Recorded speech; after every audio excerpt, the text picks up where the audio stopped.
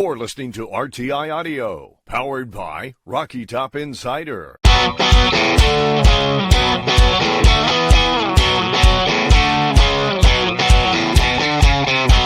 This is Pancakes and Bacon with VFL, Kyler Kerbison, and Reed Bacon.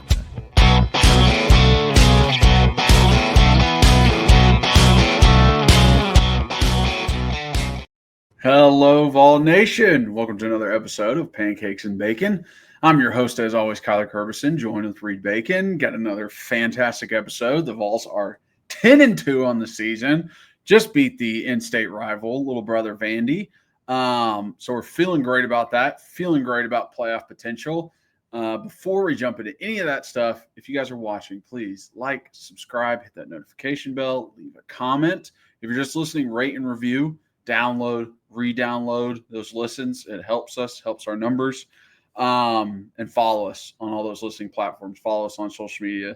Everything's in the description below, so check us out there. But first, Reed, how we doing, bud? Happy Thanksgiving, everyone. Hope everyone had a great, nice, lovely Thanksgiving day and weekend. Where's our sponsor? I thought you were putting my title up again. This 2 weeks in a row. This is I was going to put it up once you started talking about it. Bacon. Just making sure. Anyways, I had a nice Thanksgiving. Went down to Memphis on what do we do? Drive down Wednesday. We're there Wednesday night and Thursday, Friday, and then we ended up driving back yesterday. So pretty crazy. Listen to this. So Liz, one of the reasons we were going down there besides for Thanksgiving, but Liz and Bailey are expecting Hampton, their first child. It's going to be a boy. He's due in a couple months. Which is wild to see Liz start to show. Plus, you've seen Lee and Liz like multiple times throughout their lives, so you know how small they are. They're so petite and tiny.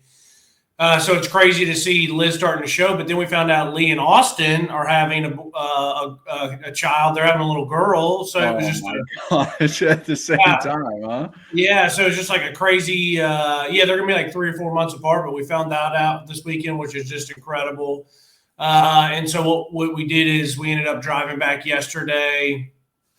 I hate driving back because I feel like I miss out on time, but I also get like driving back, not, having a day at home, doing a day at home to catch up. It's in like Megan Megan's got to go to school tomorrow and she's got to wake up early. She's like, hey, like, and we like to get our laundry done. She's doing her grocery shopping, doing things like that. Like I know my dad wanted to come back and have a day before work. My sister wanted to. And so I hate it. But then I'm telling you right now, being able, and we slept in a little bit, went to 11 o'clock mass today. I slept like a freaking rock being back in my bed. Being able just to be here, do this, and kind of have that day it's clutch as clutch gets. So, no, but it's very much needed after a long drive going all the way to Memphis from Knoxville. Yeah, that's a tough one. And then how was your Thanksgiving? It was good. We stayed here. We had invited Brienne's family members, but it just didn't work where they were like doing something with other friends and family at the different locations where they're at. So we did a Thanksgiving together, me and my wife. It was fun. We just like got like Puckett's like sides, and we got like a ham from Honey Baked Ham.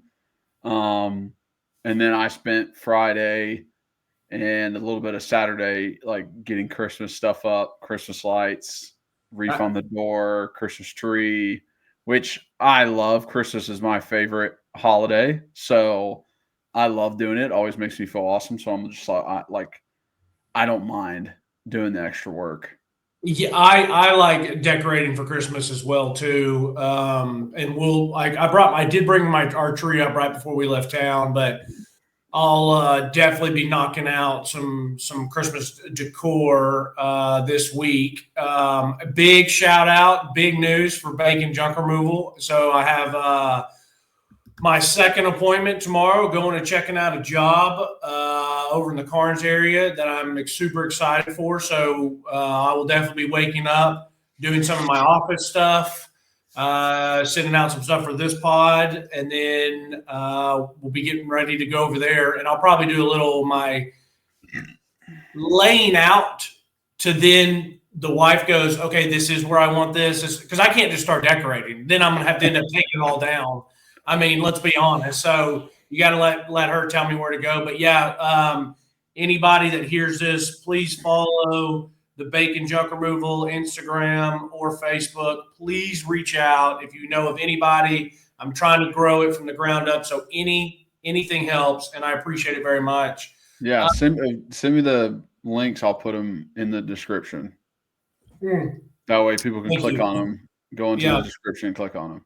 Yeah, thank you. No, please. Yeah, I will definitely do that. Honey baked ham is so good, dude. Good. I mean, how many days in a row I just ate it, and I ate it in every different way that you could possibly think of. Like on Thanksgiving, just heat it up on the thing.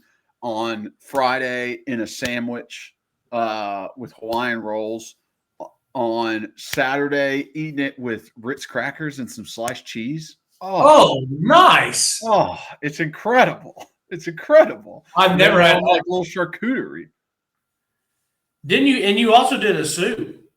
Yeah, and then we had ham bone soup last night for dinner, and I just had it for leftovers for lunch. Making everything we can out of that.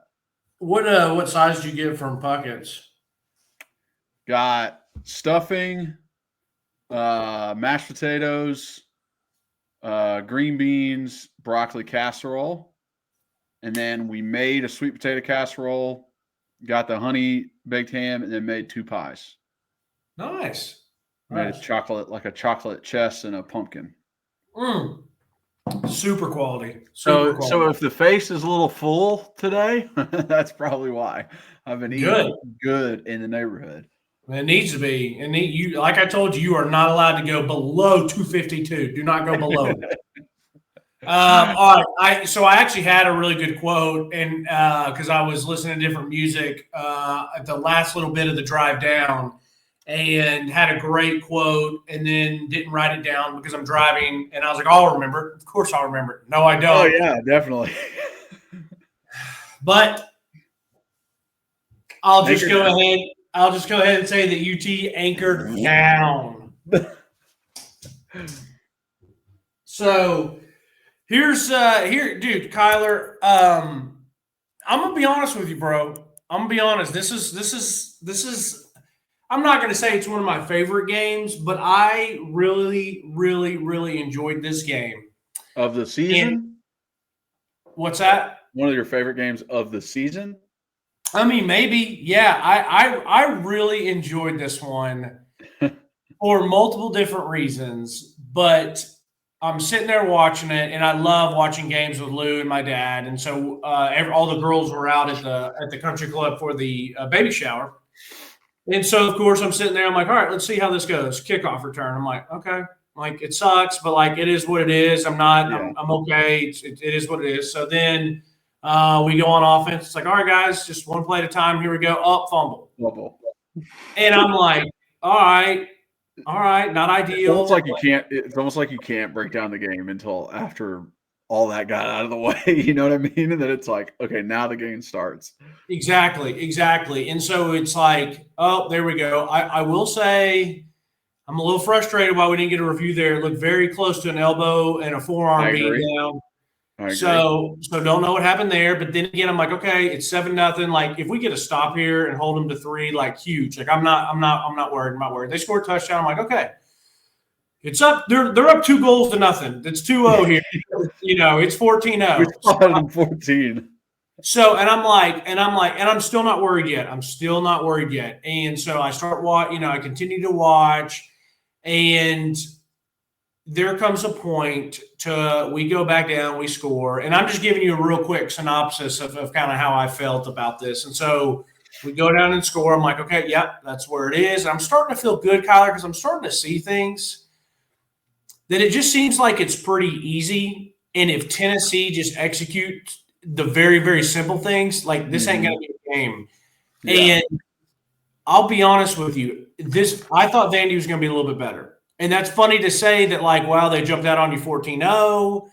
But just watching little things of, like, they couldn't stay with any of our receivers. I felt like they couldn't get any separation from our DBs or even linebackers. Listen, they only brought 3. That's on them.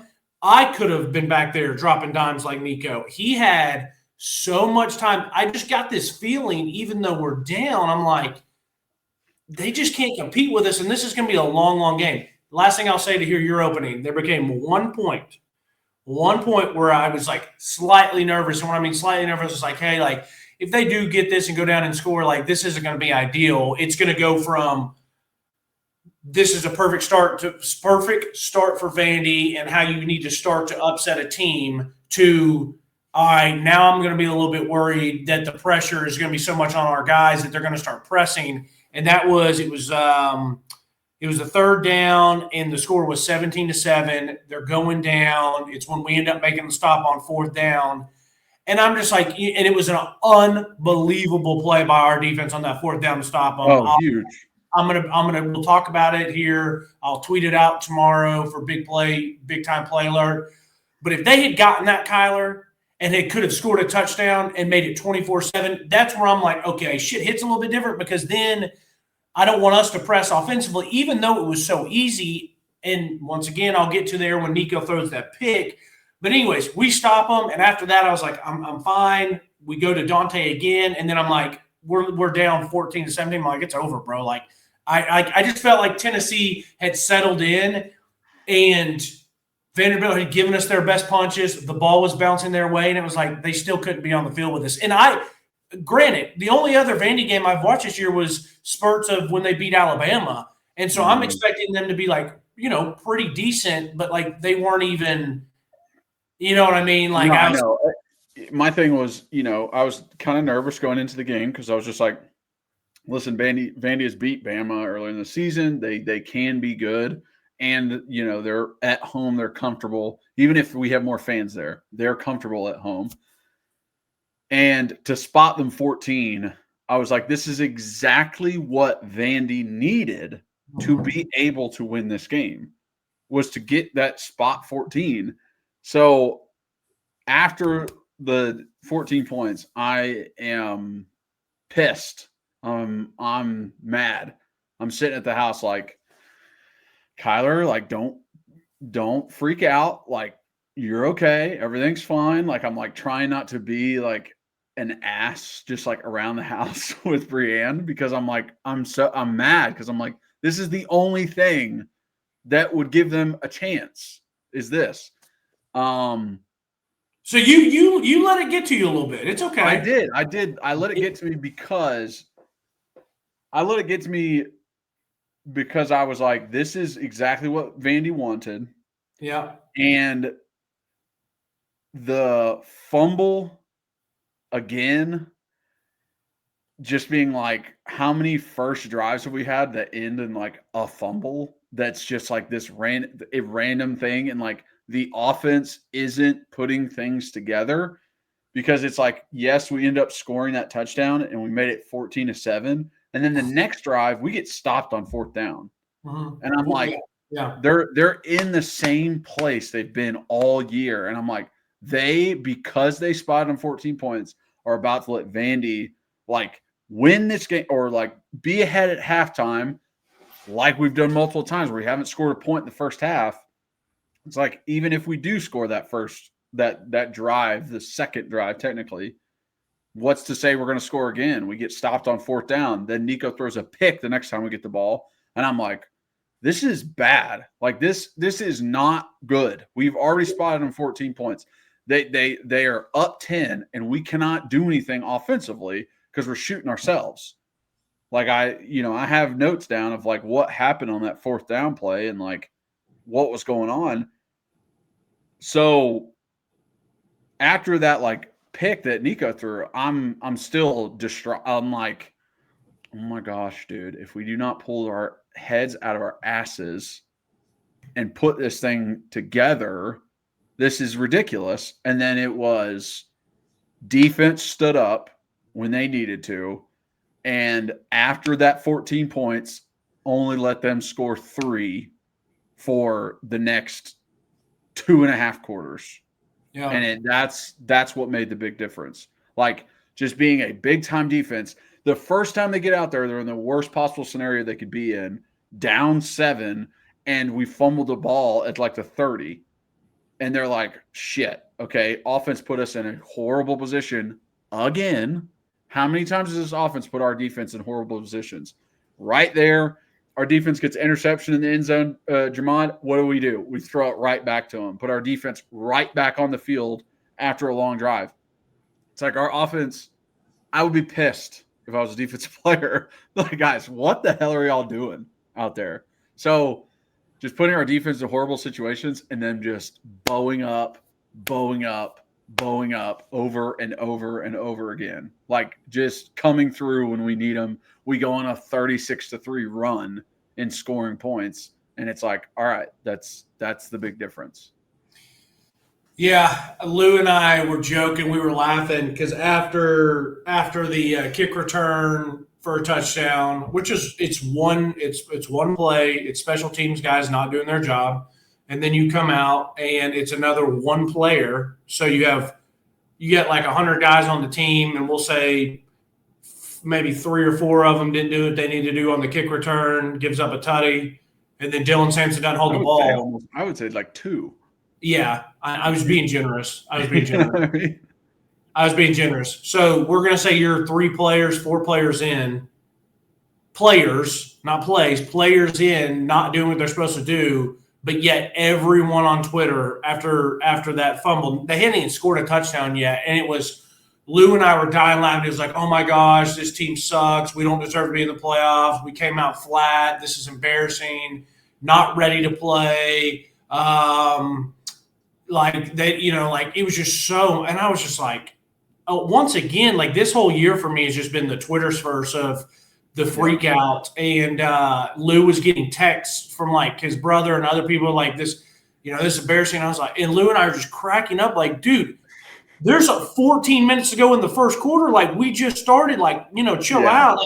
And like I said, like I admitted, if they had gone down and scored and made it 24-7, there were still at that time going to be 8-9 minutes left in the second quarter. So there was a ton of game to be played. But you're really playing into how Vandy wants to play the game and dink and dunk you, control. They're already playing slow in that first drive, so it's like we know exactly what they're going to try and do.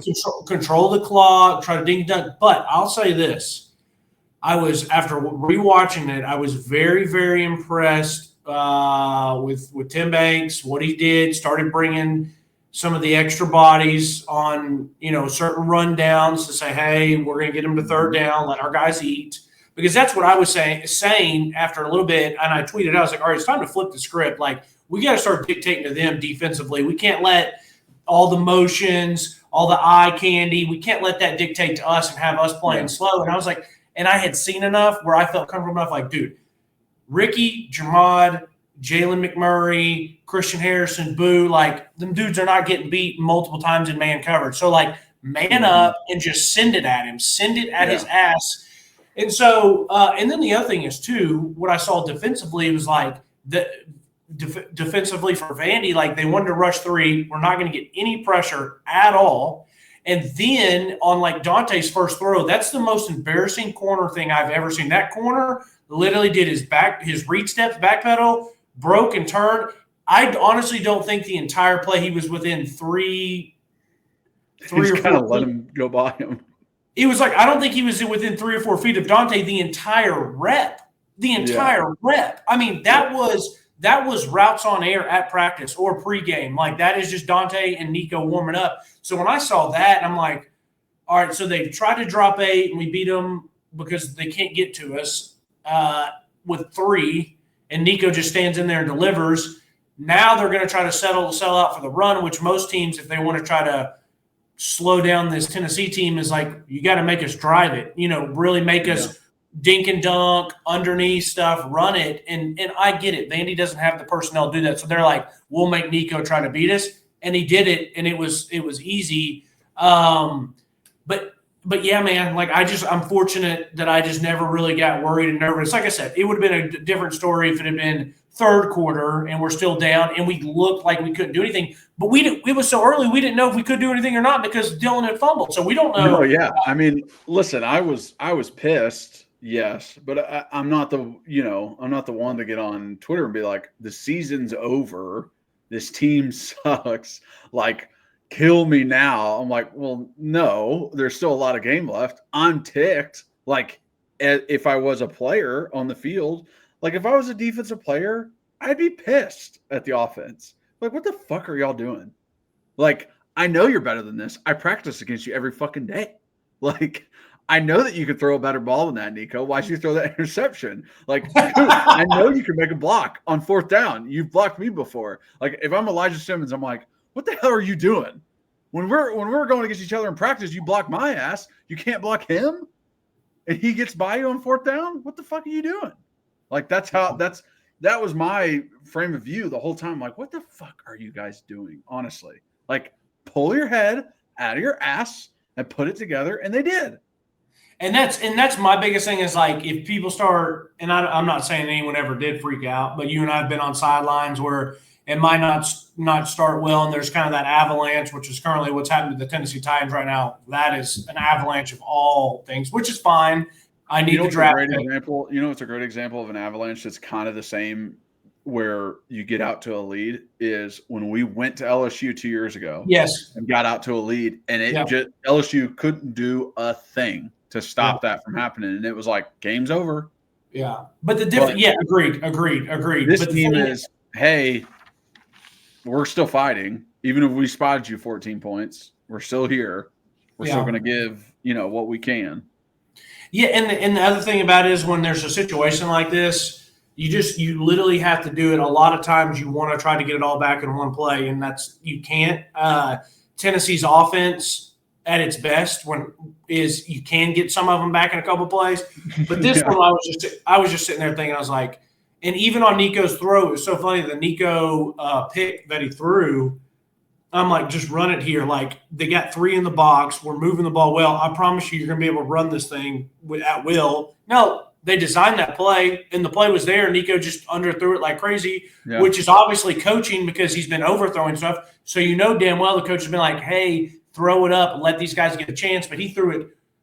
He threw it so underthrew it on the inside that, like, Dante couldn't even get back to it. But anyways, let's jump into defense. Let's just do it. We'll start going through the stuff. On the first drive, like we said, the defense gets put into a horrible position as they're there. I thought they were playing okay, but you could tell what Vandy was doing. They had these wide splits, the offensive line, and it was creating these huge gaps on our guys' alignments and where they were lining up on the line of scrimmage. And I think that's what was, like, giving them a little bit more room for their running backs. But, like, on this drive, the things that Jermod, he's in great coverage on that little fade they tried to the end zone where the guy almost catches it. Jermod's still just, like, in great coverage. I cannot blame him for what he's doing. He's doing great. He did great all game. That freaking interception was incredible. You got Will Brooks. He got ran over for that first down, and I feel it for Will. That's a really tough spot to be in. Try and meet somebody in the hole like that. But they get that first down, and then the next play, James Pierce is the edge guy, and they bounce because it's not quite as open in the middle, and he's not there to get the running back. And it's like, this guy's a first-round draft pick. Everyone knows that James Pierce is a very good football player. So when shit like this happens, it's like, well, I know that James can do better than this. I know that, like, this isn't normal, but that is the reason they scored.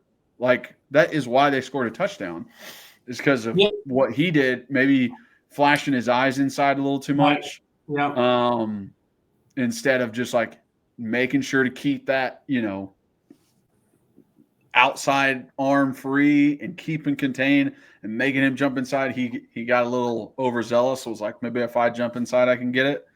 But yeah, I mean, that's what caused the first touchdown. And it's, it put our defense in a tough spot. So it's like, yeah, and we got a little fortunate that the dude dropped it, but he didn't catch it clean. And Jamad, like you said, was in really good coverage, and he played through the whistle again, plays through the hands, got a pull on the shoulder pads after it touched his hands. Yeah.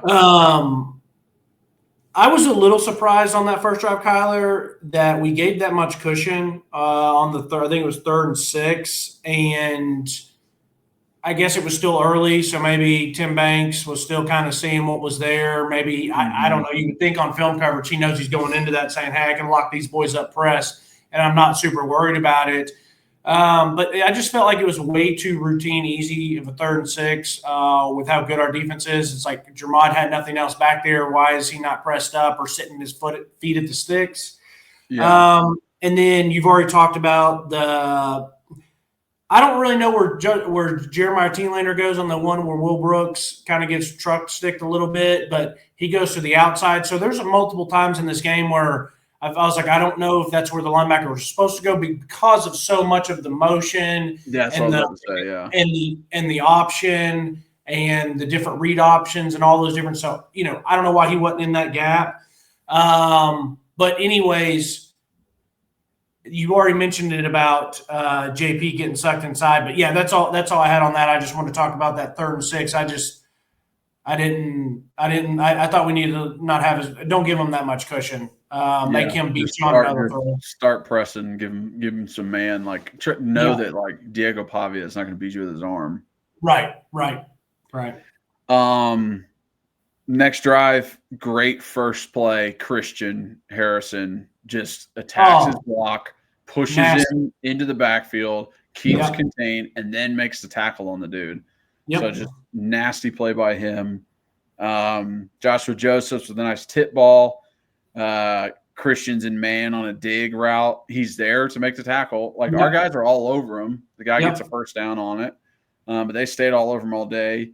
They run a little option out to the side. Christian trusts Jenkins. Yes. That he's going to get the quarterback. And if he doesn't, then the safety will get him. Then the linebackers that are screaming over top will get him. Christian tries to play both, and he loses contain. Once Pavia pitches it, a guy gets the edge and gets a first down. So it's just about, hey, I'm going to trust everybody else on the defense to do their job. Moy with the accidental face mask on the pass. This motion that they kept doing, I noticed that Tim Banks changed, right? So here's a play where you got Boo Carter outside on this tight end that's sitting outside with the wide receiver as a star position. They motion him in, which brings Boo into the box in a linebacker position and kind of bumps the other linebackers over. Then they run it towards Boo, right? And they get 7 or 8 yards on the run. And it's like, oh, well, yeah, they just got a freaking tackle leading up to Boo on a double. It's the same thing. That's film study because it's the same thing Arkansas did to us a couple times. Yeah. And I think we talked about in Arkansas, or no, I know we talked about in Arkansas, but I think we maybe talked about that in another game. So they had seen that on film that they knew that they could shift and basically get a 180-pound guy in there. And they had seen it. So they did it. Then I noticed later in the game that freaking Arian is out there. He is out over top of the tight end waiting for the motion to come in. So then when they motion Arian into the box. And I'm like, great. Love to see that. Trust Arian out on the edge that, hey, if it's a bubble, he can get off that tight end block. Hey, if it's any kind of route combination, he's fast enough to stay with the tight end. So it was nice to see adjustments by Tim. And then I thought this was a great play by Telander to finish out the drive.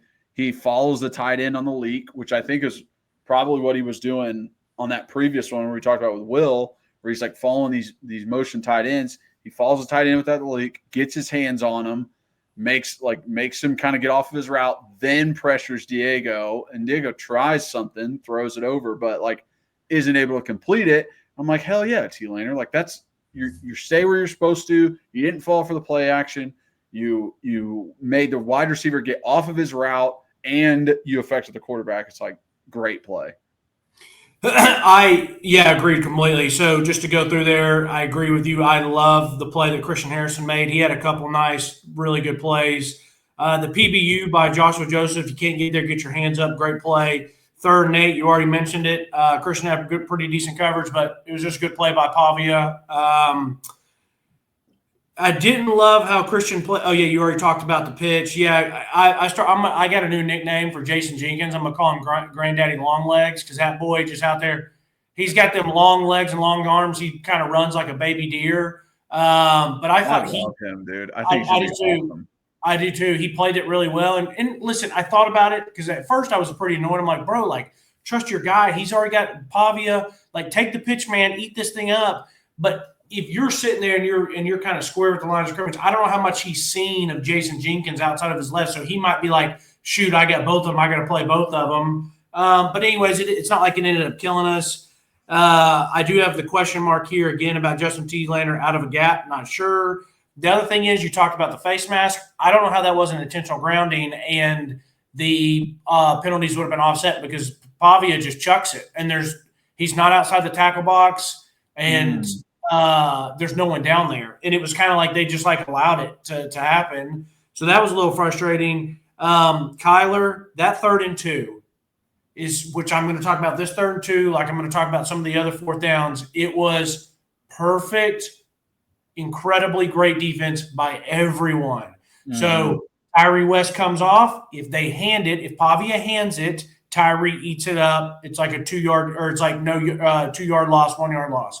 He doesn't, so then Tyree West reroutes to start getting pressure on Pavia. Then you've already mentioned T-Lander. T-Lander played it perfectly. He sees his guy, he comes up, he blasts him. So now the guy that guy's basically out of the play now because you're not going to throw it to him. So T-Lander pops him, takes that receiver out. By the way, people, if you don't know what play we're talking about, the reason T-Lander can hit his guy that's going out for passes because it's behind the line of scrimmage. They try to do still behind, yeah. So if you're still behind the line of scrimmage, T-Lander can basically blast him.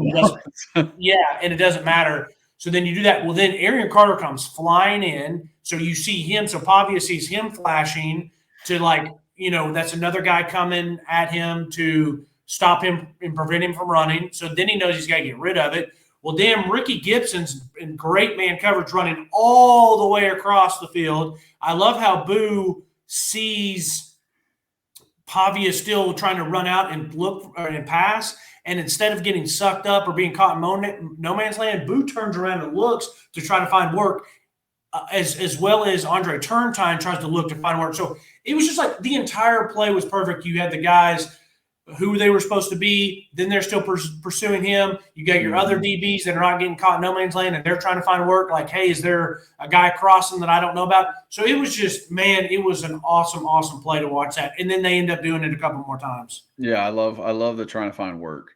I do too. Because or I hate when a guy's on a guy and he sees the guy rushing or he sees the quarterback kind of running out and he just leaves his guy. It's like, dude, don't leave your guy. That's the easiest little toss over your head. And if you got to give something up, let the quarterback run to you for a 3 or 4 or 5 yard gain. Don't let it get dunked over your head and then all hell breaks loose because you got a guy in open field. So yeah, make the quarterback run. He's not as good an athlete as a wide receiver. Yes. Unless you're playing Lamar Jackson, he's not as good as an athlete. Right. Next drive, this is the one that ends in the Jermada interception.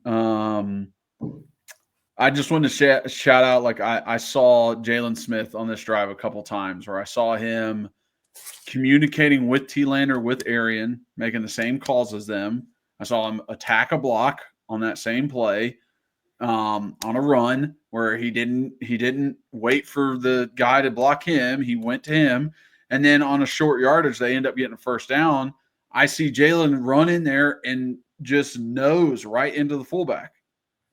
And I'm like, I love seeing that out of you, Jalen. This is something I haven't seen all year. I felt like you didn't know what was going on out there, and I felt like you were timid.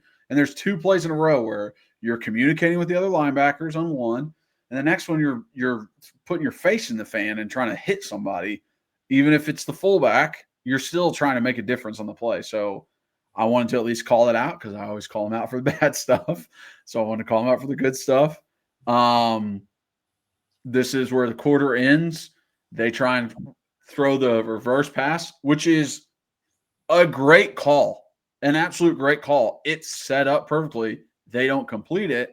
That is a great call coming out of the quarter change where, hey, let's get them on this. We got a, pseudo timeout pretty much without us having to call a timeout.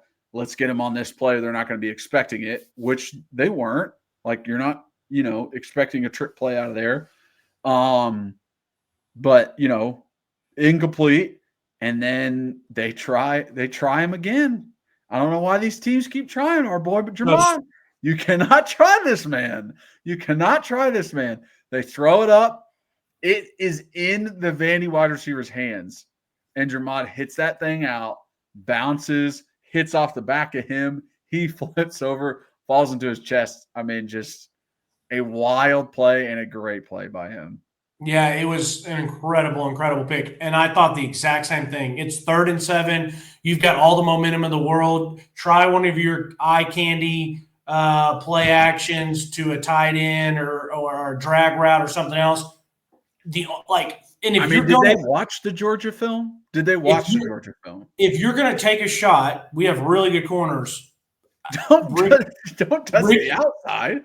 Ricky play. Yeah, agreed. That's a good point. That's a good point because I was going to say Ricky's really good, but you need to throw it at Ricky instead of Jamon because Ricky. Even then, I'm like, attack the fucking middle, dude. Agreed. Oh no, agreed. I literally looked at Lou when they did. I'm like 3rd and 7. I was like, taking a shot there, like you're kind of just saying, hey, we're going to throw it up. We're either going to catch this or hopefully get a PBU, but it's like, don't do it on our outside corners, like you said. And I just didn't think that was a smart play by them at all. They ended up getting bailed out because we threw the pick the very, very next play. But that was one play I didn't like. And I did notice, by the way, we did get fortunate that they dropped that. Guess who was in at linebacker screaming out there to make the tackle? Edwin Spillman. Edwin, yeah. He was out there running around like a madman. You can tell when a dude's excited to get in the game because like he runs as fast as he can that way, then he runs as fast as he can the other way. He's like he really got eaten up by the play action, but it was good to see him. I was like, oh great. And we saw some 110%. Yeah. So, but yeah, we got fortunate on that drop and then an amazing pick. The next defense, man, it's kind of like the Jalen McMurray drive if we don't get screwed by the penalty. I mean, the second play, they try to throw a deep out route. Jalen McMurray sits on it perfectly, eats it up with a great PBU. 3rd and 8, Jalen McMurray PBU again, except for the penalty on Joshua Joseph, which I hate this penalty so much because Pavia is jumping in the – now, listen, I'm not saying I agree with all the rules of how football is played now, but – I know what the rules are now, so you have to play by them. So if Pavia had stood there, let it go, and then Joshua Joseph takes 2 steps and drills him into the ground, okay, no argument from me. Like, I get it. But he jumps, and Joshua Joseph has him in his hands. So listen to this. Joshua Joseph has no idea if he actually threw it or pump faked. He has no idea. His head's down. So the only thing that Joshua Joseph or any defender can do in that case is hold the individual up like a baby, like a kid, and just walk them until the whistle is blown and they say, hey, it's dead play. Because if he does not drive him into the ground and the ball's not thrown, then we're going to see some Johnny Manziel nonsense where Pavia gets hit back on the ground, the whistle's never blown, Joshua Joseph lets him go, and then Pavia takes off running and finds someone else downfield. The defender there is literally in the biggest lose-lose situation, and I guess if I had to coach it, I'm just going to tell my guy, listen, if you got a guy like that jumps up in your arm like that, just hold him, just hold him in the air. Like, I don't know what else to tell you. Yeah, there's literally nothing else you can do. You're right. That is the only thing he could have done. I thought it was absolutely ridiculous because it was like Diego hasn't touched the ground yet. He's not down. I mean, He's not down. He's up know. in the air. So guess what? He could still throw the like if he didn't throw the ball when Joshua Joseph first hit him, Diego could still be sitting there fucking pumping. The play is still going on. So like Joshua Joseph has no idea if that ball is gone or not. I saw, guess what? Huge Titans fan, me and you. I saw a play just like this from Vince Young back in 2011 where Buddy on fourth down. Against the Giants. Yeah. And the guy let him go because he thought he threw it. And then he ran it for like a first down on like 4th and 13. Yeah, that was either the Giants or the that might have been the Cardinals. Yes, It was one of the most incredible plays I'd seen, and I'm like, oh my gosh, like he didn't know that he thought he threw the ball. That's exactly what would have happened in that scenario. If Joshua just doesn't take him to the ground, Diego Pop. I mean, yeah, you're just in a no-win situation. Yeah, and it's so like if I was in the league, if I was in the NFL, I'm getting so sick of these quarterback just BS bullshit where they act like they're going to run out of bounds, or even the ones where some of these dudes act like they're going to slide and they don't do it. And like I saw, and I don't have anything against Caleb Williams. I don't really care. He was just the latest one that I saw that he was bitching about Jack Campbell from the Lions coming in and hitting him when he wasn't even out of bounds yet. It's like, bro, like, what do you want these defenders to do? Quit acting like a bitch. Like, sorry, I shouldn't say that word. I shouldn't be acting like saying that. But it's like that's what you're acting like. They want to do this little dance around out of bounds, and then when they don't get hit and they get by for another 10 yards or a first down, and they want to smile, like do the wink or do the little throw to the referee. I'm gonna tell you right now, I say all that to say if I was in the league, I would have a couple hundred G's sitting to the side, and I would just say I am murdering anyone that does that. The only time it's not happening is if it's a close game in fourth quarter. I wouldn't do it, but any other time I'm coming through and murdering them because it's like, listen, if you're playing some other team, you might get away with it. If you're playing my defense, like I'm going to murder you because it just pisses me off so much because it's football shouldn't be a two-way street. I mean, it should not be. You know what I mean? Like it's a physical game. People get hit. Quarterbacks have to get hit. All this, you and I've already lived through a guy coming across the middle, and I was playing safety coming up in middle school and high school. It's like, dude, someone comes across the middle, you take their head off. It's like, okay, cool. Now it's like, now what I do? I guess just go for PBUs and picks. I don't know. So anyway, sorry to go on a tangent, but it just pisses me off. And Joshua Joseph had nothing else to do. Nothing else to do. Nothing. So, anyways, after that, they get another first because we jump off in the neutral zones, 1st and 5. But then you get another 1st and 10. It's an amazing move on the inside by Amari Thomas, swing move. Yep. Christian Harrison shoots in, makes a great tackle right at the line of scrimmage. And that was when I was finding like, okay, Tim Banks is going to start bringing these extra dudes. He's not going to allow some of these run plays. This is unbelievably great coverage by Arian Carter. They bring a little. This is the thing that gets me so excited about Arian. So excited because I'm like, dude, you're young. You don't know what you don't know yet, and as soon as you figure that shit out, this game is going to be easy for him. He's so athletic. Cover a running back out of the freaking backfield on one of those little angle routes, that is difficult.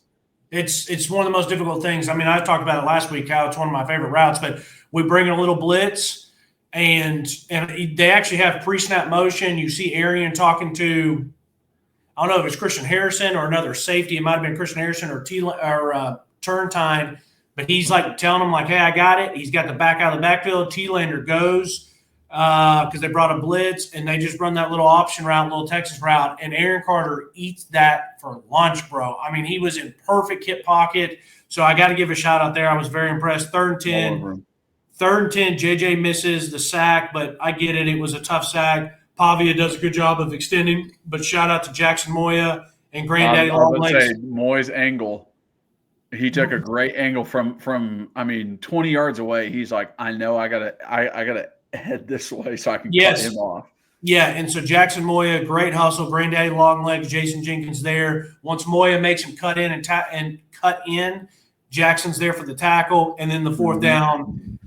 The fourth down, man, is – and I was like, it's play action, it's play action. They did play action, which at some point they did it a couple times on third and fourth down. Like, you might have had a better chance of running it because I felt like Tennessee was so well prepared for the play actions. But you get a great push. You get a great push by Bryson Eason and Jackson Moya. If you didn't watch this, Kyler, personally, go back and rewatch T-Lander meet the fullback in the hole. It is a 1990s, 2000s middle linebacker, fullback in the NFL meet. I mean, they murdered each other. Tyree gets a really good push. AC plays it. He plays the run. He realizes it's not a run, so then therefore he gives pressure and makes Diago Pavia rush out. And then it's great hustle by Tyree West from the backside.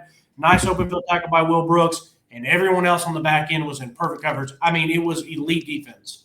Elite defense. Love the coverage by everybody in the back end. That's trusting everyone up front to do what they're supposed to do and make the stop the run.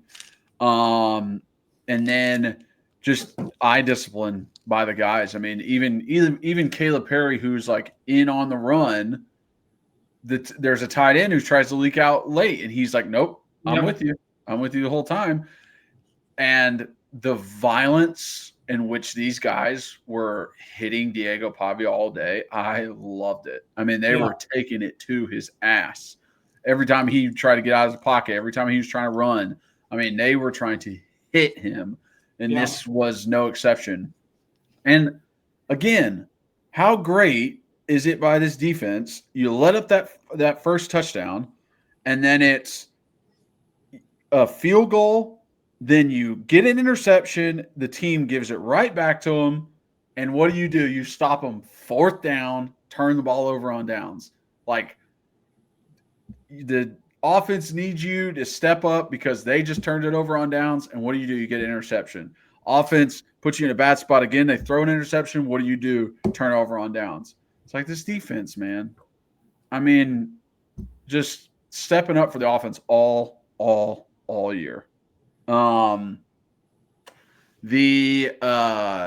Let's see. Yeah, turnover on downs. This is so I had that one there.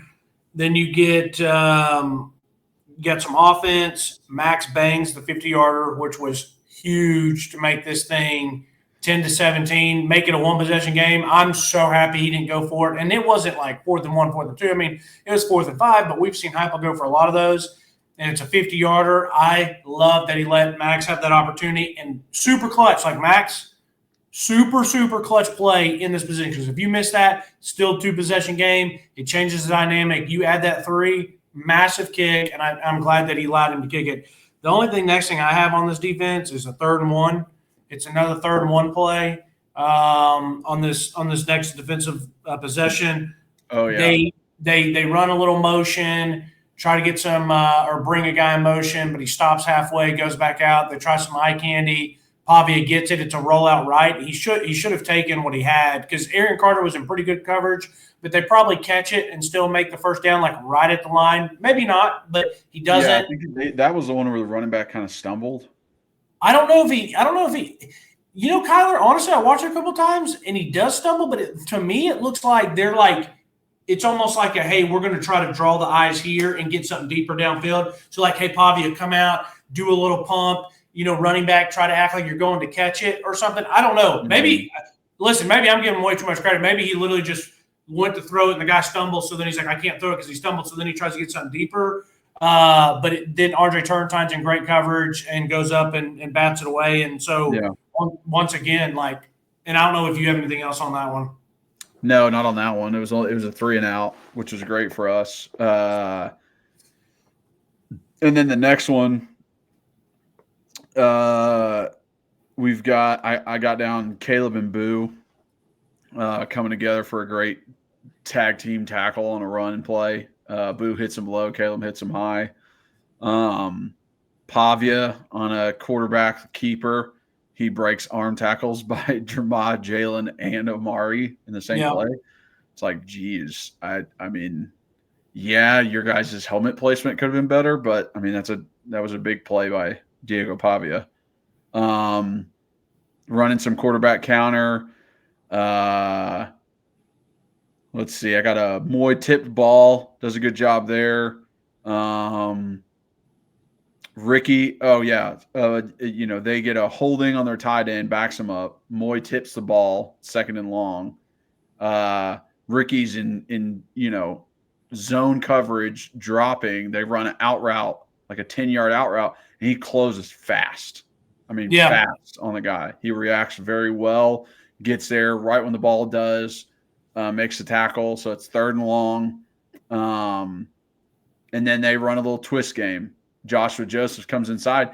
It's exactly what Vandy wanted. Okay. Vandy has their center sliding towards the twist to pick up Joshua Joseph as he comes around, and Joshua makes a miss. He swims him. So he gets to Diego.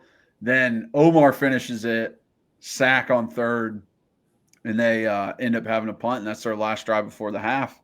And, we ended up scoring on that drive. In the second half defense, this first drive after we scored, which was great. So up 14. Jermod gets called for the horse collar. Absolutely horrible call. When you actually rewatch it, he's like touching the back of his helmet as he's pulling him down, and then touches the back of his shoulder, like barely even. He never like gets inside the shoulder pads. You know what I mean? Yeah, I also thought when Chris Brazel gets tackled on the 3rd and 18 or the 3rd and whatever it was, 3rd and 14 dig route, and his helmet comes off. Oh yeah. I wrote it down. I literally wrote great dig route by Brazel, helmet. I'm like, this looks really familiar from a game I just watched. I wonder why. Ricky Gibson did it, and it was an automatic flag. They couldn't rip that flag out fast enough. No. So Jermod gets that horse collar call. Will Brooks does a great job. This is one of those ones I said a big hit on Diego. He keeps contained, and then he gives him all he can, and then the whole team coming in after him. Huge hit. Pavia misses a slant, misses it high, and then Jermod just all over a crossing route. He gets kind of gets beat off the line, gives him a little cushion as he starts running, but Jermod catches up, and he's all over him when they throw the ball, and it's a 3rd down stop. James Pierce with a little bit of pressure too, highest pressure rate in the country. That's how we play defense. Agreed. We pin him deep. This next one is the safety. Joshua Joseph's 1-arm tackle on the first play. He is on the tight end. And if you look at it, if you watch, I think it's Omar is in at D tackle. He gets washed down. He's not in his gap. And Jalen Smith is a backside linebacker. He gets pushed out, and he's not in his gap. If Joshua Josephs isn't there, it's an easy 10-yard gain. Yeah. At least. So Joshua Josephs makes a 1-arm tackle while getting blocked. And then Pavia should have kept this ball. It's a quarterback counter with a little speed option with the running back. And Tyree West gets upfield, and Diego should have pulled it and kept it himself, but he gives it to the running back, and he makes a fantastic play, keeping him inside the end zone. And it's a safety. And you just love to see a safety out of a good defense, It's their reward. Exactly. And it's like safeties are such a big momentum thing too, because it's not only the 2 points really, but it's like, hey, bring it on. Give us the ball back. It's make it, take it. We're still going. Yeah. So just incredible play. Next drive, great 4-man rush. Moy gets the sack on this, and he gets the sack because everyone stayed in their lanes. Diego Pavia didn't have anywhere to scramble away. There wasn't like a place to go. When you stay in your lanes as a rush, and you're able to get pressure while staying, it's like it makes the biggest difference. You know, So it's we get really a sack that we're running off coverage again, and I'm wondering, and I'm like, why are we giving them so much cushion? Because they get like a first down on a comeback route. I'm like, guys, this is Diego Pavia. This like we've been shutting them down in man coverage all day. Like, why are we giving them cushion? I don't know. I feel like I trust our corners enough to just stay with them. McMurray's in soft coverage. He misses a tackle. And then JP misses the sack when he just makes his man miss like crazy. And they hit the little seam over Boo. And you rewatch that play, and I'm sitting there like, I mean, Boo, you got beat inside, and then you got stacked. He beat you inside, and then he stacked you. And that is exactly what you don't want to happen as a defender. I mean, there could not be anything worse than what happened to Boo. I'm like, buddy, you got to do something different. I don't know what you did. I'm not a DB, but that ain't it. That ain't it.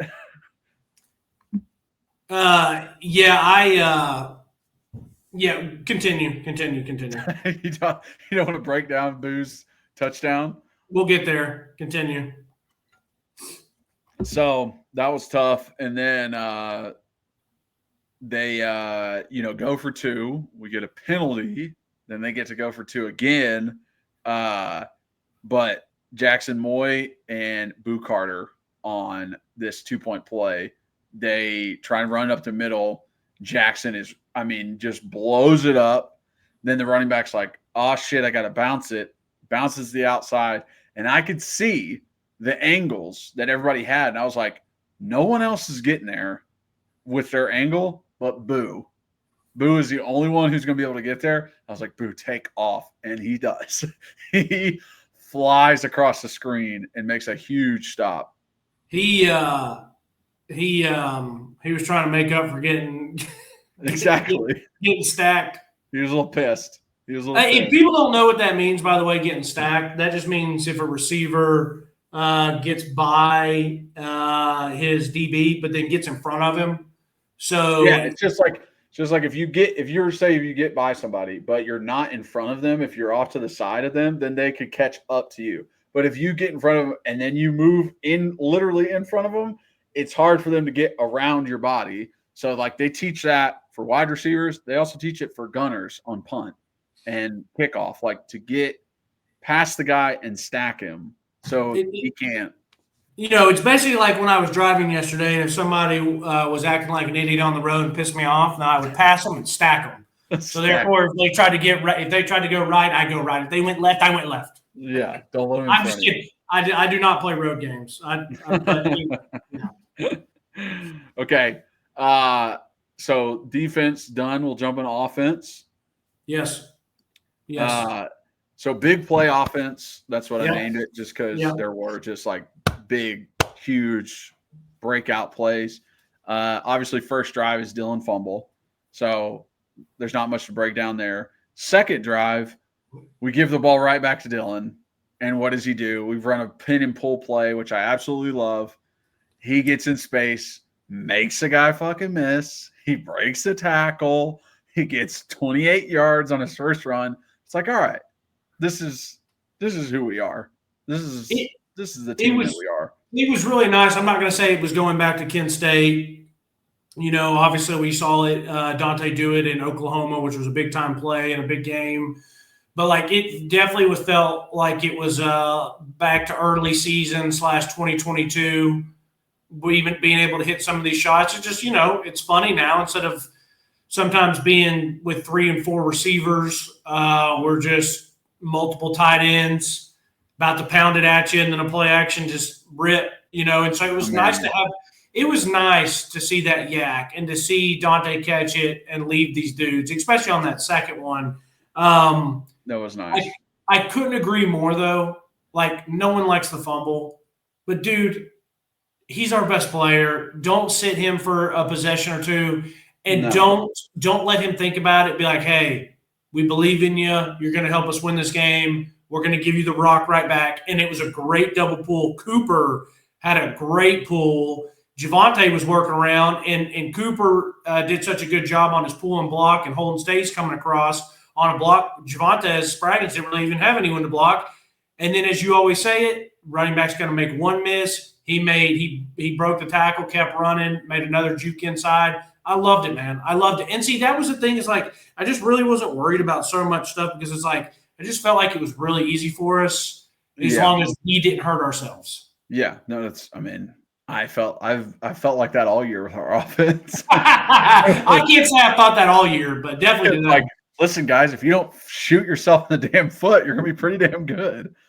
But so after that run, Stays, I thought he did a very good job. We had some pass pro. I thought he did a very good job with his eyes. He was literally over on the right side, and he was like, I don't have anything. And he scooted all the way over to the left to help, which I thought was just awesome. Didn't end up meaning anything because the ball gets batted at the line, but I'm like, this is what I want to see.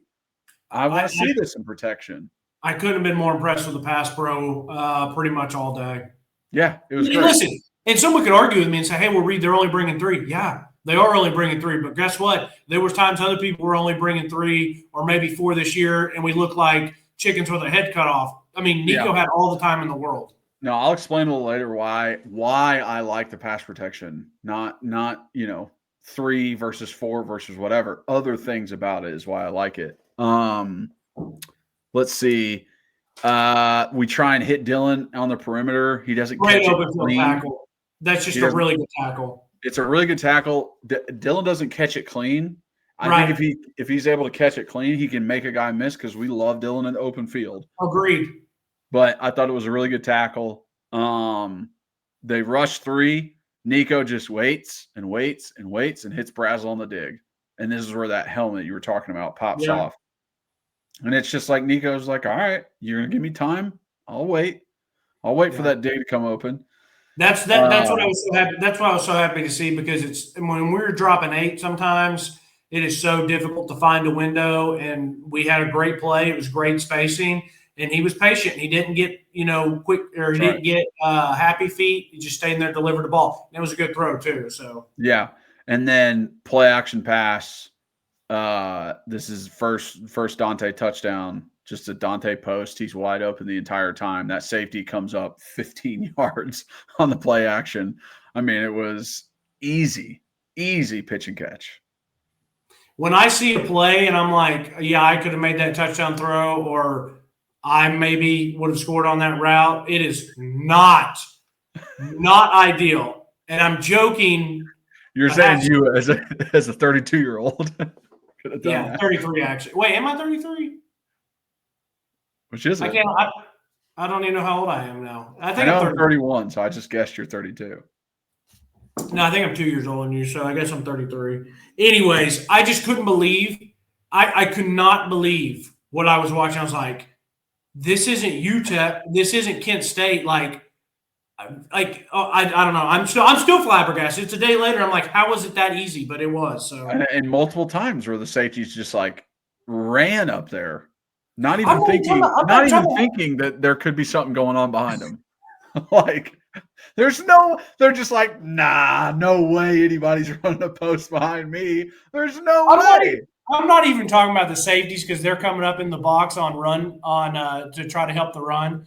But I still I've never seen a college corner that he just backpedals, opens up, and he's never remotely close to ever making it. I'm still it almost seemed like he has Tennessee money line, and he just wasn't going to do anything. Well, here's my thing: is he probably thinks there's a safety inside to help him. Honestly, you're probably right. That's the only reason that he would be playing that lackadaisical and in route. I mean, he's probably like, hey, I can't let him get a 9 route, like a go route on me. But if he gets inside release, I have a safety inside. You're probably right. You're probably right. Because if not, there's no other explanation why it looked so just lets him so bad. So bad. So here, this next drive is the one where we get a turnover on downs. And a lot of this is ID specification by the offensive line. On the first play, they are slow to understand what the defense is doing. The defense shifts before the ball is snapped, but then none of the communication isn't relayed to everyone on the offensive line. So what we end up having is guys, linebackers, unblocked, because when the D-line it moves the double teams with it, right? Now your double team with the guard and tackle is now a double team with the center and guard because the defensive line moved over. And with that, you need to be pushing to the next linebacker, and the tackle needs to be pushing to the next linebacker. And you need to adjust to your working to. They don't communicate that before this ball is snapped. And now I got guys kind of just in no man's land running around, and no one blocks linebackers. Linebackers are free to run. Yeah, and Kyler, I was going to ask about that. So, well, first off, on the 2nd and 10, love the pass pro, Nico scrambles. I wish that was a great one. I could have seen the back angle. I would have liked to see the back angle to see if there's anything open. Anyways, the 3rd and 1. Yeah. So I hear you. But isn't that not? So I know that the line shift, but those guys did a really good job of basically they stayed basically at linebacker depth almost right until the play was snapped, and the other one was a safety. Is that still on you guys, even though it's like as the snap's happening? Because it's not like they showed it and you can ID it. No, I'm not talking about the linebackers coming on the blitz. Okay. That's not what I'm talking about. Okay. I'm talking about the 3 defensive linemen shifting before the snap. Okay. Created confusion with Okay. the offensive line and who should be working up to linebacker. Got it. Or what gap, or who's got which gap, so that if someone does come, okay. Exactly. At one point, maybe the guard's thinking, hey, I'm working up to this linebacker. Then the whole D-line shifts, and it's actually like, no, you have the nose. Yeah. You're not working up to the backer anymore. That's the center, or that's the backside, guard, like tackle. You're not working. So it's like those kind of situations happen where they all shift over, and maybe the tackle thought you were working to the linebacker, but now it's his job. Gotcha. Yeah. And he still thinks you're working a linebacker. It was never communicated, hey, dude, I don't have him anymore. He's yours. And then I've got on that 3rd and 1, you slow it down. You've got 5 offensive linemen blocking 3 defensive linemen. Gotcha. And no one blocks any linebacker. So I will give a quick shout out that I think it was Miles did his best, and he had a nice head-to-head collision, I think, with the safety on the outside.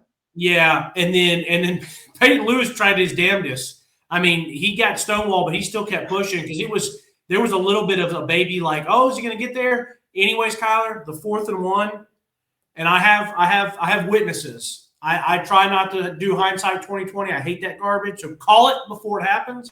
I just said, please sneak it.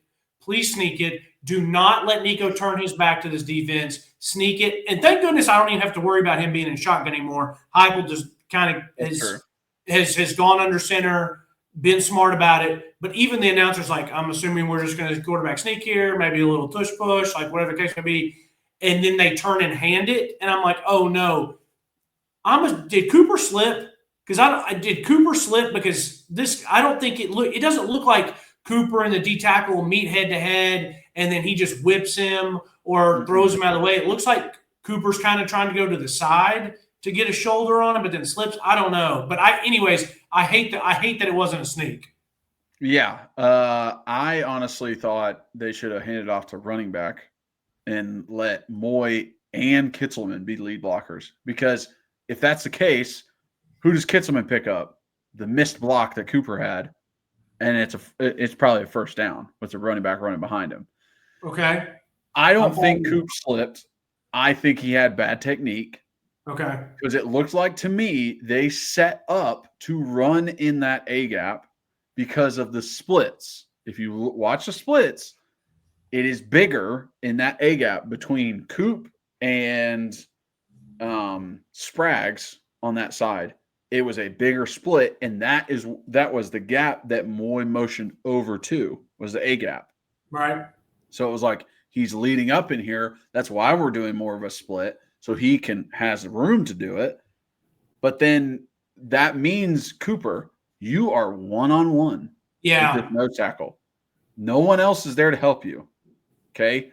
So what you need to do is stand him up or push him back. If you don't think you can push him back off the line, then you need to stand him up. But Cooper almost went at it as like, hey, this is a sneak. This is 4th and goal. And I'm kind of almost cutting him or getting lower. As long as I'm lower, then I win. But that's not the case. It's like Cooper got lower than him, but then just slid down.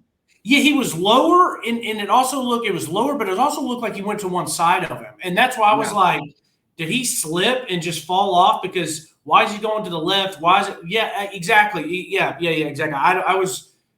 I didn't get it. Because it definitely didn't look like the guy just like whipped him and like shedded him or used his hands. He was just kind of there free to make the play. Exactly. So, it was like Cooper fell off of him. I'm like, Cooper, I don't think you used your hands at all. Yeah.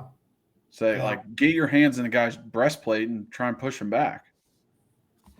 So it was like that turnover on downs, and I'm like seeing the offensive line. I'm like, you guys are not you're not pushing on those run plays. We're not getting over Cooper. You're missing on the 4th down.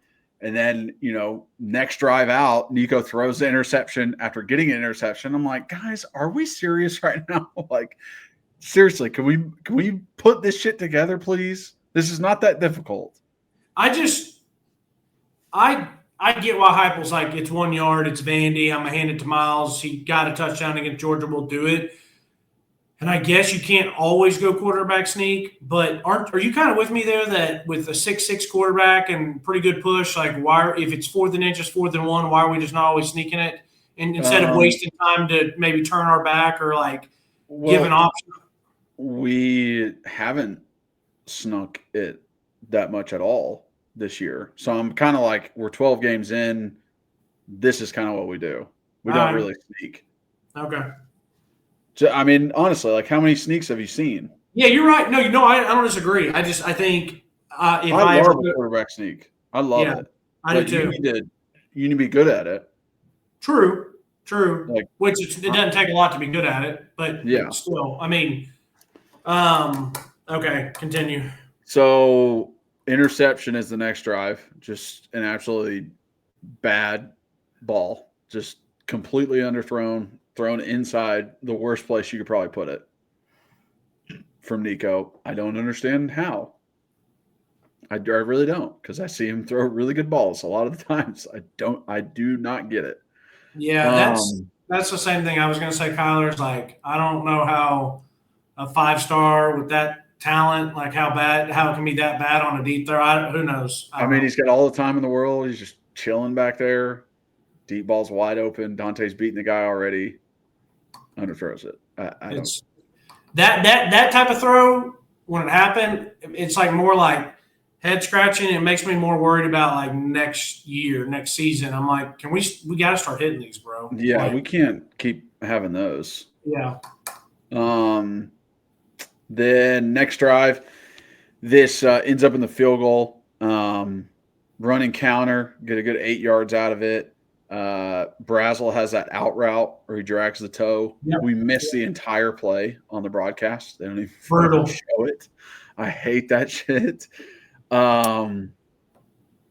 It looked like Dylan got his bell rung pretty hard on the following play. Grabbed his head. I'm kind of worried about Dylan with that and with the last play that he was in, where it looked like he grabbed his hamstring. I don't like that at all. It makes me not feel good. And then Dylan goes out. We see Deshaun Bishop back. I love it. I love that. I've been waiting for him. I mean, thank God he's here. I texted some of my buddies because we were all like, "Yo, it looked like Dylan just took a pretty bad headshot. Is he coming back in? Is he going to go in concussion protocol?" All I sent back was like, obviously I hope Dylan's okay, but damn it, I'm really happy to see Deshaun back. Peyton had shown some decent stuff while he was out, but to me, there's still a gap. Yeah, you're right. I shouldn't say significant. There's just a gap. And so I was happy to see Deshaun back in there. Yeah, I mean, listen, Peyton will be good, but right now all he knows how to do is run straight, run forward. He even does it on his fucking kickoff returns.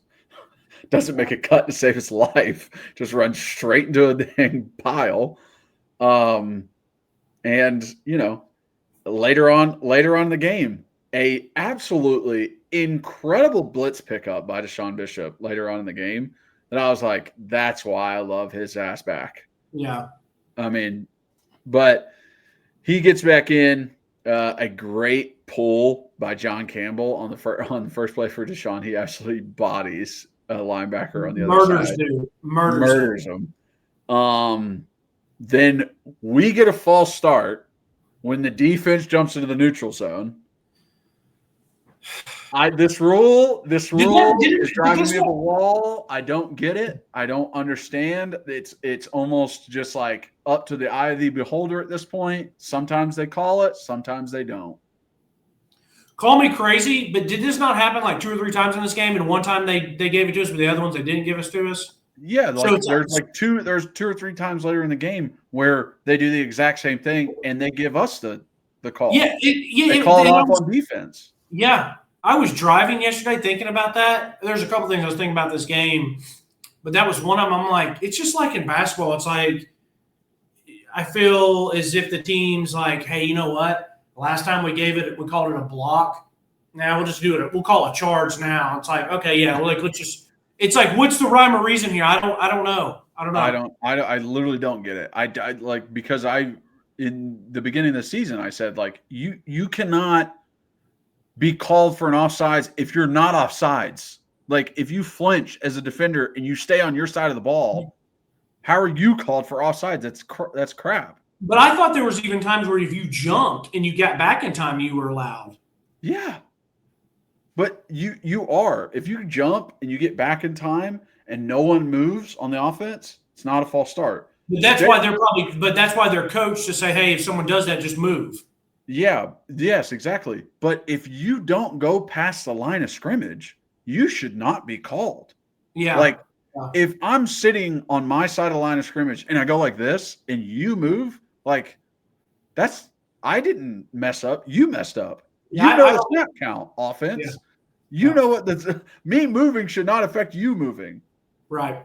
Yeah, that's why a lot of these teams will do those shifts. And it's like they get Tennessee on those shifts quite a bit, but it's like, and I believe that you said that those you are allowed to shift. You're just not allowed to be like, shift, move, or like something like that. Yeah. Yeah, because they say you're enticing.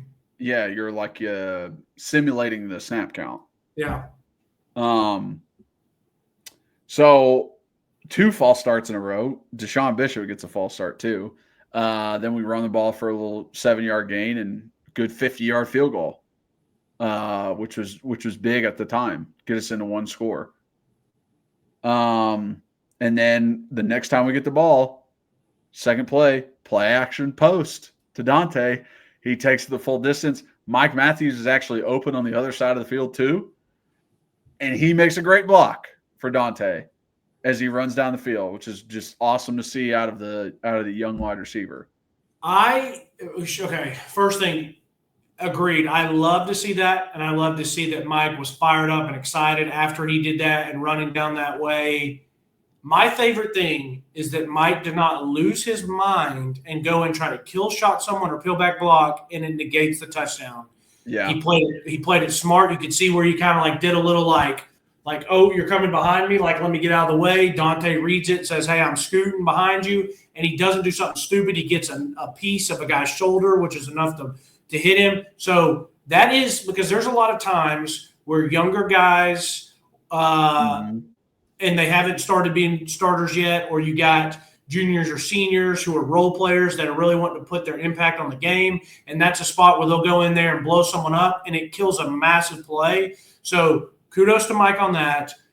Once again, Kyler, I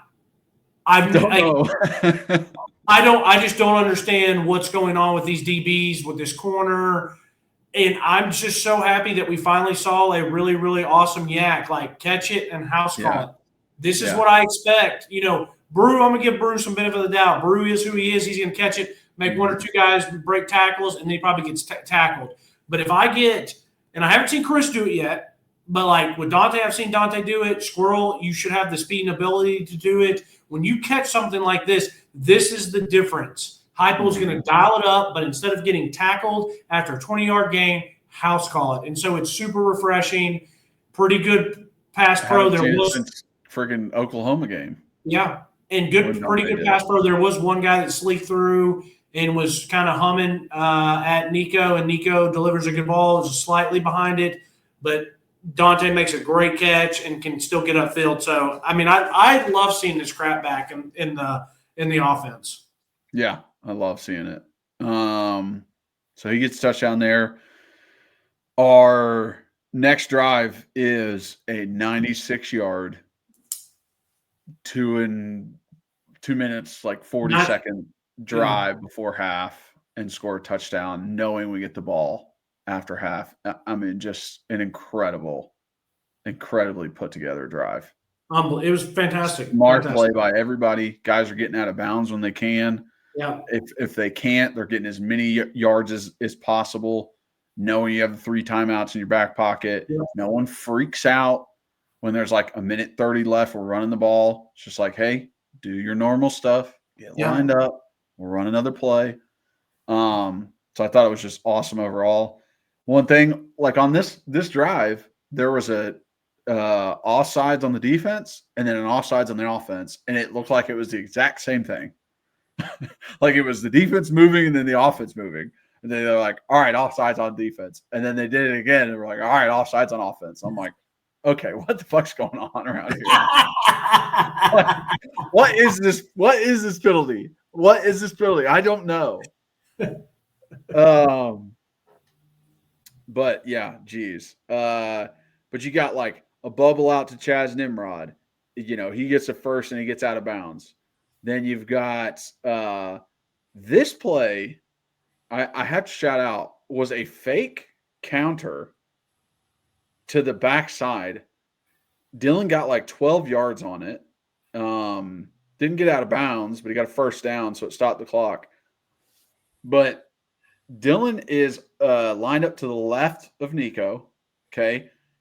Carrick at left guard pulls to the right as if it's going to be a counter. Miles is in it at tight end, and he starts to take off that way to the right as if he's going to be the lead blocker. Jab and goes back left. And then Dylan jabs to the right the same time that Miles does, like, hey, we're going to the right on counter, and he goes back left. The whole point of a counter is that, like, you're faking one way and you counter back the other with the running back. And it's like a fake to the fake. Like, we went backside of a counter, which I thought was just an incredible wrinkle because nothing changes out of the formations.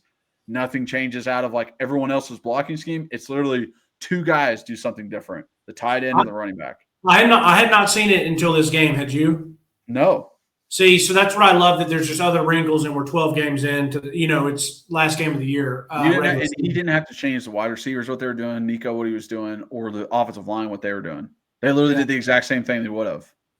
And that's just – and so for people that don't know, the reason that's so important is because of who the defense – who on defense – who they're watching, who's their keys to watch, like who's going to take them to the play. I've always talked about it. Linebacker, there were times I'd watch a fullback. There are times that I would watch a guard. So therefore, if I'm watching a guard and he pulls opposite, my ass is out of the play because I'm going the other way thinking that the running back's there, which is why they were, you're always told, hey, the only time you're going to get taken to the wrong place is on a counter. So that's awesome. I think my favorite, yes, the touchdown's awesome. We love the little play action pop pass to the tight end, and it was a beautiful throw by Nico. But the 3rd and 4 to Chris to go up and get that, and he gets drilled, and for that, like I love that play on this drive. That takes us from having to settle for a field goal to being able to continue to. You're talking about like the kind of like jump. It was the Brazel. Yeah, that's what I said. Yeah. Okay. Yeah, the third for to Chris Brazel, and he had to kind of jump to get it, climb the ladder. Yeah. That was great. I love that we kept running the ball on this drive to keep them honest, because it opened up the play action pass to Brazel that ended up being a PI. It opened up other play action pass to Miles for the actual touchdown, because they were like, oh, they still might run this ball. Yeah. It was still part of their thought process. What was another one? I thought Nico did a good job on the one that Ethan Davis dropped. Like, he did a good job getting out of the pocket, scrambling, keeping his eyes downfield, tried to hit Ethan. He drops it. But it's like, oh, is that the one that was like, yeah. He popped up in the air. Yeah. That did make me nervous, by the way, when you see a ball up in the air that long. Oh, boy. A little comeback to Miles. Campbell does a good job with a little corner blitz. He sees it coming, gets out there to protect. Let's see. I thought that throw to Brazel, I thought Nico did a very good job of keeping it. Like, he looked left, looked middle, then looked right, hit Brazel, and it kept the safety away from Brazel enough. Yeah, so his look keeps the safety away, but I also love the design with Miles, and they say Miles go really, really inside stab here because he's in at tight end. And it says basically run at the linebacker, hold the linebacker there, because if we're doing a hitch, we don't want a guy in the curl flats. And so that was just another little wrinkle. It was like, hey, show your eyes. Now, granted, if the linebacker does jump way out, then you do have Miles right in front of you. But Miles did such a good job with basically running right at the linebacker, sitting right down in front of him. And then it was a very, very open window for that long. It was a decently longer throw. I mean, it was only 3rd and 4, 3rd and 5. But, I mean, Chris is still on the outside. Like, it's still a longer throw to – so just little wrinkles like that are so awesome. Yeah, so then, hit Miles on the play action pass over the middle. We're in that 2 tight ends in the backfield set. Yeah. And, everyone on Vandy thinks it's a run. Every single person thinks it's a run. And it's just a great, great dump, great touch on the ball by Nico. So he scored before the half. Then after the half, I got this Russian 3. Nico scrambles and then dumps it to Dylan, and Dylan gets some yardage.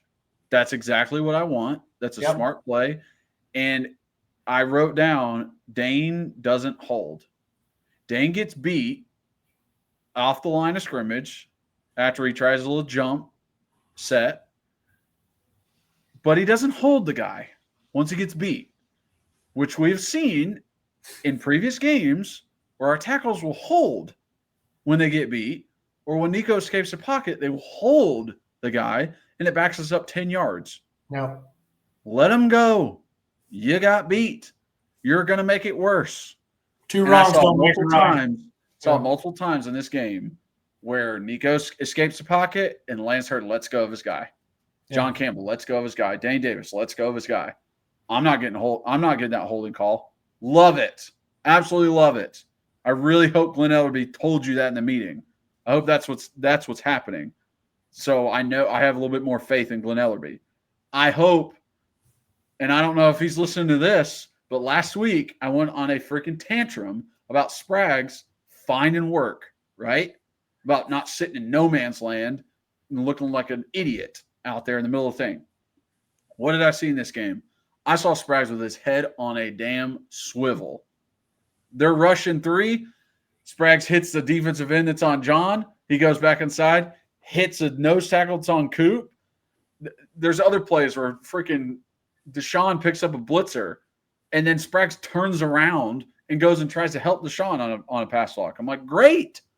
Those are the kinds of things I love to see. My tackles aren't holding anymore when Nico gets out of the pocket, and my guards are looking for fucking help. Now, that's great pass protection. Even if you're rushing 3, you're rushing 4, whatever. Yeah, they didn't send a lot of blitzes. But if I'm seeing some growth that way in pass protection, it makes me feel a lot better. Yeah. No, I agree. No, I agree. I agree. Nico does a great job pulling on a read. He's reading the linebacker on that backside. He just crashes in. I mean, that's an easy pull for him. Gets a first down. And he had a couple nice using his wheels on this drive. Yeah. So good counter plays. On this short yardage, this was great. They tried to do the linebacker blitz that they were doing earlier in the game, right in the A gap, and Carrick sees it. He picks it up, right? He picks it up. John gets the 3 technique, and Deshaun is able to make just like a little bit of a cut and get a first down. It's like, all right, we're adjusting, right? We're noticing what's happening out there, so that's good. This I thought was great. Little play action pass. Nico's sitting back there. Squirrel is running down the middle of the field, and he's the guy to hit. And there's this second of you might be able to hit him, but you're probably going to get hit once you do. And instead of throwing it, Nico is like, all right, I'll just make this dude miss, and then I'll scramble. And he reaches for the first down and gets the first down. Those kinds of plays is like, that's why I love having a mobile quarterback. And you hope that in the future he can make that first guy miss and let it go. And then let it go. Exactly. Yeah. Where he's not like moving, trying to make the guy miss, where he has to bring his eyes down. He's got to like really break out of the tackle. It's an easy and I just keep my eyes downfield. I made him miss. I didn't really move anywhere. I'm still able to throw out of this position. Those are the kinds of things you want out of your quarterback. Yeah, you watch the play, and it's like, oh, great job, Nico. It's fantastic. You roll left. You feel like you don't have anything. He makes a guy miss, gets up, gets first down. He basically has to run 30-something yards for 9 yards.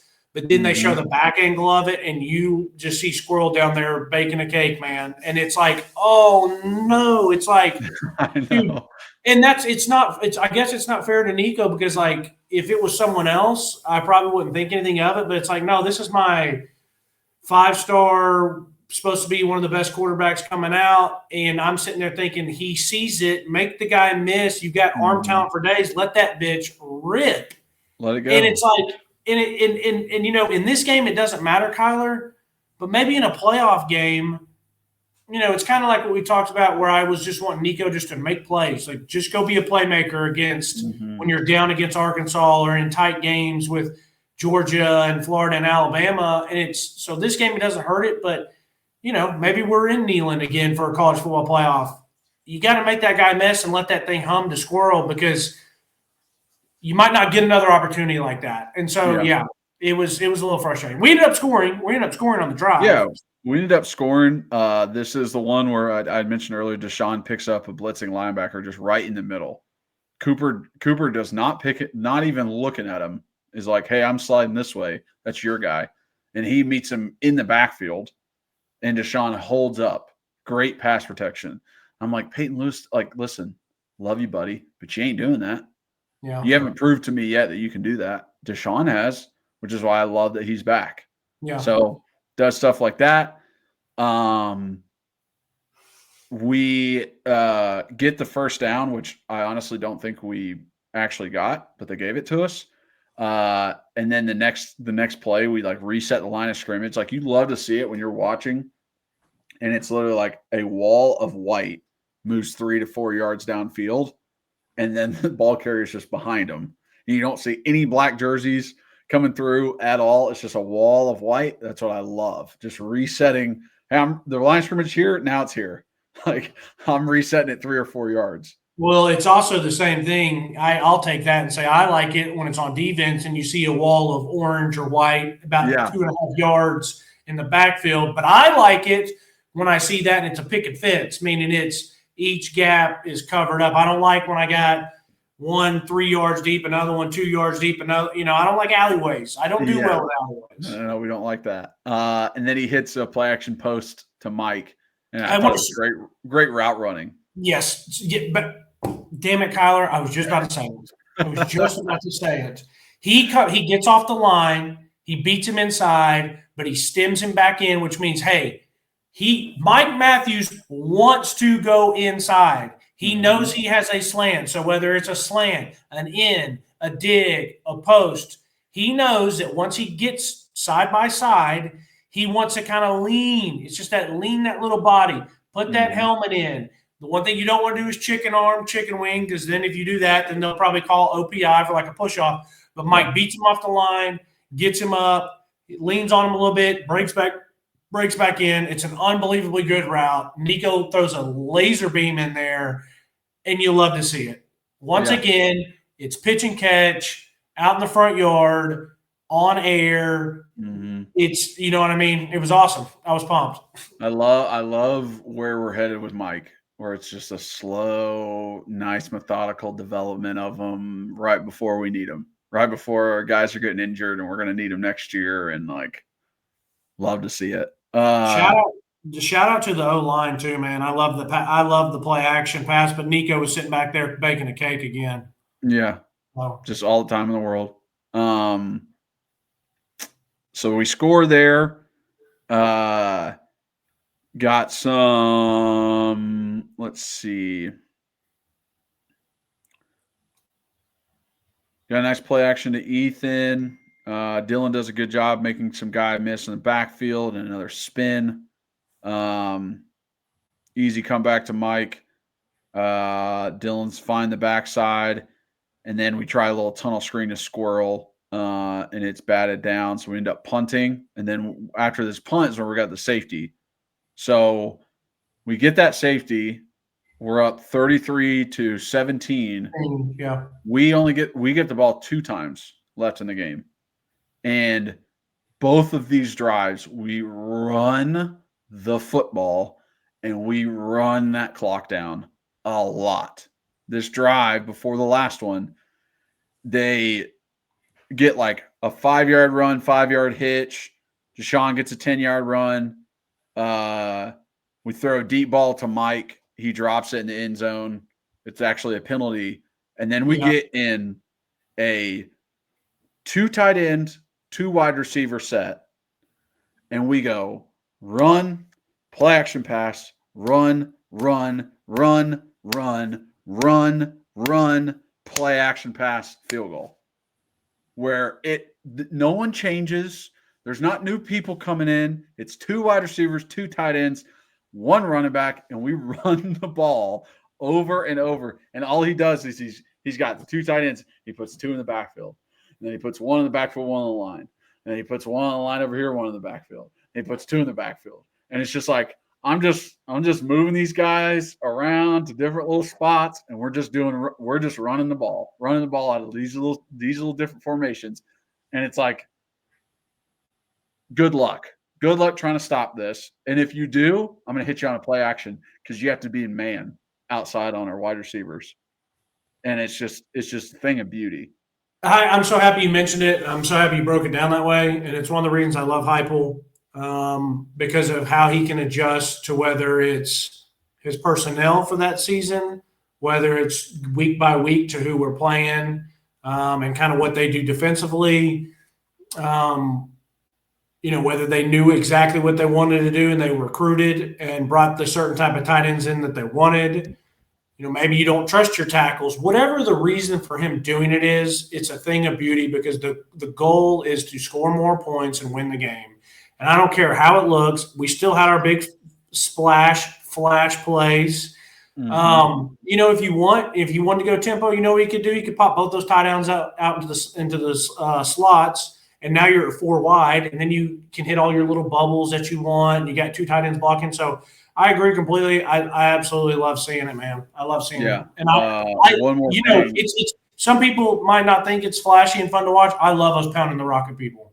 I love it too. One more thing I wanted to mention on offense. The last drive we had, there was a 3rd and 7, which I thought was awesome that they did it because they run counter and we get a first down. Dylan gets like 14 yards. We get a hat on the hound, everybody. And you're like, damn, like to think running counter on 3rd and 7, they didn't expect it. That's why it was so good. Why it was so good is because they made a point to have the offensive line in 2-point stances. Both guards, both tackles are in 2-point stances. They put their hand in the dirt. Like, hey, we're passing this. Yeah. I'm in a 2-point stance. They had the tight end in a wide receiver stance, sitting in the backfield with 1 foot up, 1 foot back. like, hey, I got to take off. Yeah.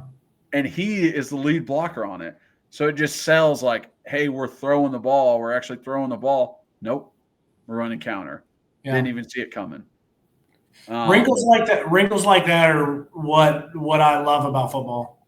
It's just so fun when you can. Speaking of what I love about football, I'm just still watching some of the different plays. You've already talked about it. This on defense. It's 31-17. I know you already mentioned it, but they try to run the little play action, and we've got dudes. Bryson Eason sitting, waiting on it. Joshua Joseph sitting, waiting on it. Diego Pavia tries to run.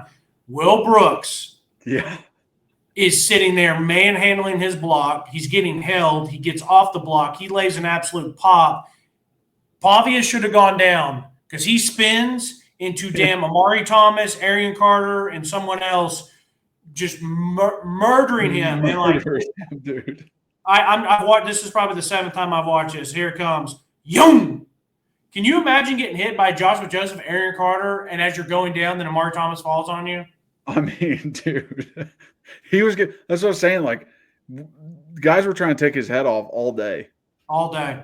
Every time they could. That's what you got to do to a guy like that, man. You got to cut the head off the snake. Anyways, I feel comfortable saying, listen, we get screwed a lot, but I feel very comfortable saying congratulations and welcome to the playoff, Kyler. Yes, I am very excited as a Tennessee fan, but now it's fingers crossed to see if we get a home game. Yeah, that we get a home game. That's the big thing. I think we're definitely in. I think we're the number 3 team in the SEC behind Georgia and Texas, and they will let us in.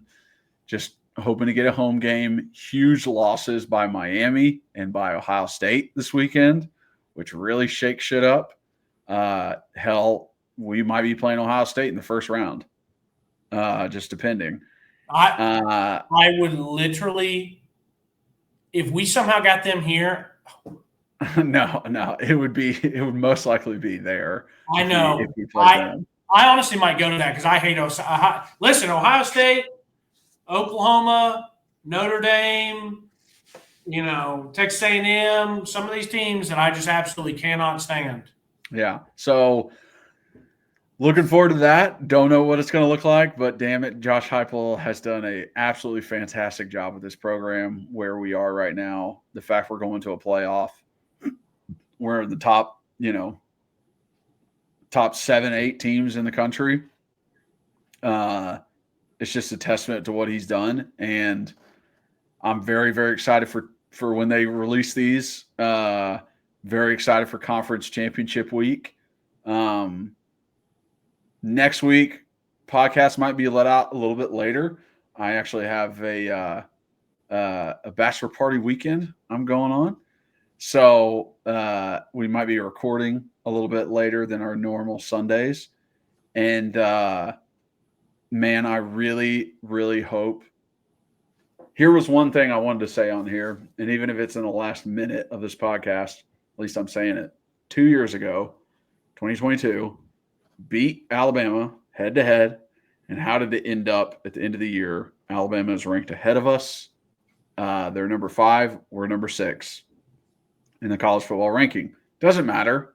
We're not playing, right? Only the top 4 teams go in. Alabama didn't make it to the SEC championship. They missed it. Okay, we had the same record, and they put Alabama ahead of us, even though we won head to head.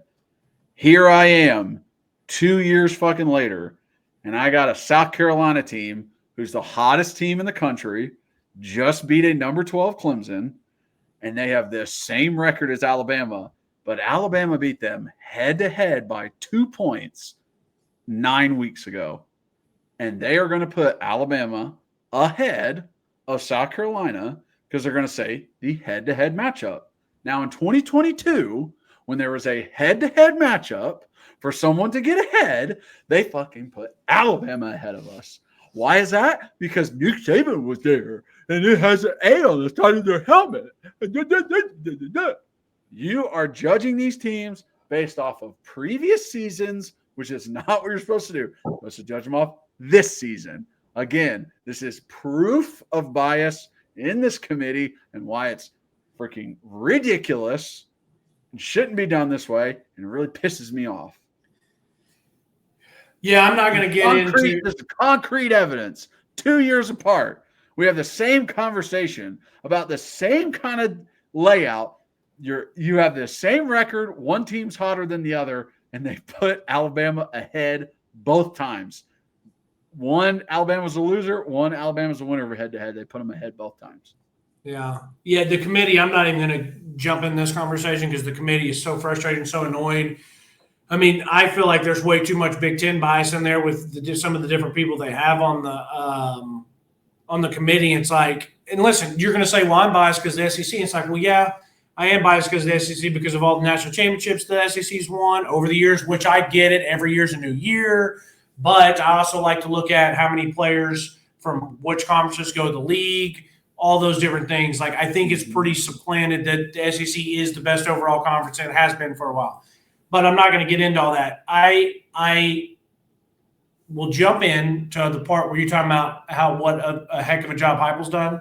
I was sitting in Mass today, and I just started thinking, and I was like taken back to that spring practice you and I went to. And I'm not going to go on a rant yet because I'll wait until after the season's over. We'll see how things finish off, and I'll probably just do a little clip and put it out. But to think of what I saw then to now what he has done, and if there was a 14-team playoff last year, we would have been in it. But even getting left out of the playoff after the South Carolina in 2022, but still finishing strong, it's like he's an awesome coach. He's done so much for us, and it's very, very impressive that he's done it this quick. I had a conversation. I was walking into Lakeside Tavern, I think, Parkside Tavern, the day you and I left that practice. And I'd already talked like 5 or 6 people because everyone wanted to ask me and talk to me. The last conversation I was having that day was with Lou, my uncle from Memphis that I just was down there visiting with. And I said, Lou, it was so bad of some of the stuff I saw today, meaning like how bad – the lack of talent and depth and players are. I was like, we got to give this guy 3 years before then we really start saying like, okay, let's now see. Like I said, 3 or 4 years and what he's done in year 2 and year 3 and now year 4.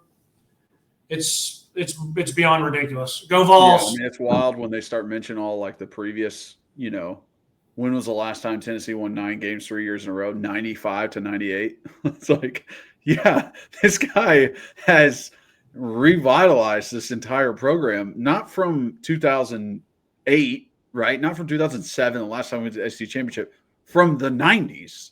Yeah. Like he's doing 90s stuff. We got a running back who has had more touchdowns and more yards rushing than any other running back in Tennessee history. Are you kidding me? Are you kidding me? We don't offensive don't run the ball like they used to run the ball back in the day. And now we're breaking records rushing. I mean, we are about to have an SEC Player of the Year in 2022, a Blitnikoff Award winner. We should have another SEC Player of the Year in Dylan Sampson this year. He should be a Doak Walker finalist, which is ridiculous. He's not. And it's like, hey, we're doing it different ways. But my offenses are awesome. And I got this guy, Tim Banks. Now, the only thing I worry about is I don't know if we're going to get Tim Banks back next year. Like he has put together a resume that he's going to get some phone calls. I think he's going to get some phone calls. I don't disagree, but we'll worry about that when the time comes. Anchor down. All right, brother. Say, man.